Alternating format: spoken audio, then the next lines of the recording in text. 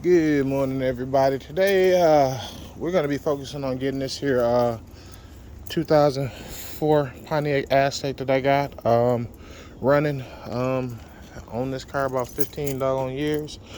Initially bought it for my sister, fixed it, built it, the whole 9 yard, but I wound up giving her over $5,000 just to take it out of her hands because she was on some bullshit. But nonetheless, y'all, this is my Aztec. I use it for hauling and different things. I've come to love this car. But right now we got a situation where there is no crank, no start, crank, no start situation. So we're gonna go through the diagnostics of getting this here old buzzard back together and back on the road. So let's get into it. I've had the battery charging all night. So like I said, this is a workhorse. I don't use it for anything other than hauling shit now. So let's try to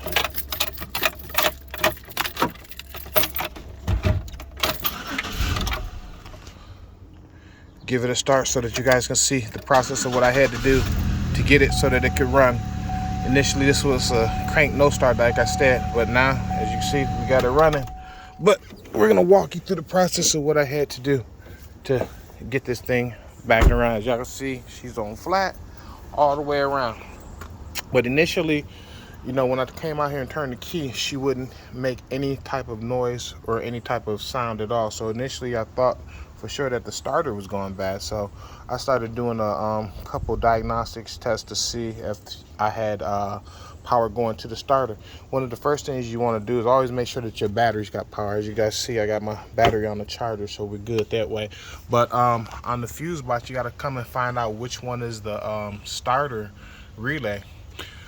In this case, this one here is the starter relay. You know, on the starter relay, you got different pin out on here, 87 and 30. As you can see, you got 30 and 87. You want to be able to make those contacts connect. What you can do is take a jumper wire between this one and this one to see if your starter is actually kicking in. If your starter's kicking in, then you know that you don't have a problem with the starter. You just got a problem with getting a signal to the starter. So once I got to that point, I took a piece of this here jumper wire and I jumped those two wires on 87 and 30, and the car kicked over. It kicked over, but it wouldn't start. So after that, I took some starter fluid, blew some starter fluid down this here crank case ventilation holes, as you can see right there. And in the process of trying to kick the starter too, the engine started. So I knew that we didn't have an issue with anything else, because if it was something else, we wouldn't have that firing of those cylinders. So once I got to that determination, my first thought was, okay, take a good look at what's going on with the car.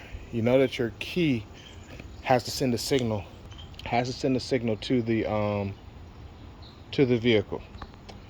We know that we're getting power and ground over here on the at the starter. We know that the fuses are good. This here would be the starter fuse right here, number 40, 35, 36, whatever, one of those. Look at your manual.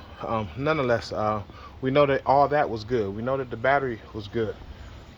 One thing that we did notice initially, you know, all these cars have a security feature on these here keys. They have this here passkey security feature up in here. And one of the things that I noticed after doing some thorough searching is that the security light was on here. Of course, I don't drive this car every day, so I kind of like forgot. Like right now, there's no security light blinking. If you got a security light here and it's blinking when it's cycling through, you know, you got your battery, you got your whatever, and then your security lights coming up, most likely you got an issue with your security. So one of the things that I had to do was reset this here key so that I could power cycle the motor and the keys getting the signal to ground so that this here vehicle will start. So in order to do that, I had to excuse me, I had to cycle this key for 30 seconds. What I do is come here, I turn it on, let it sit for 11 minutes in that position. After 11 minutes was out, I would turn the car off, let it sit for 10 seconds. After 10 seconds, I do it again for another 11 minutes. Then turn it off after 11 minutes, 10 seconds. Then after that, do it again. You know, it's basically a 30-minute process to reset this here key. After that last initial 30 seconds,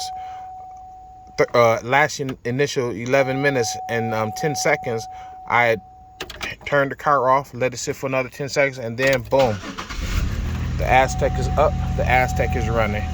You know, and it's kind of important for me to have this here car up and running because I have stuff that needs to go to the other house back here. I got tile and all kinds of different stuff sitting here in the back seat that needs to be purposed. You know, like I said, I've turned this into like a work truck, a hauling vehicle, so that's why it's so junky in here.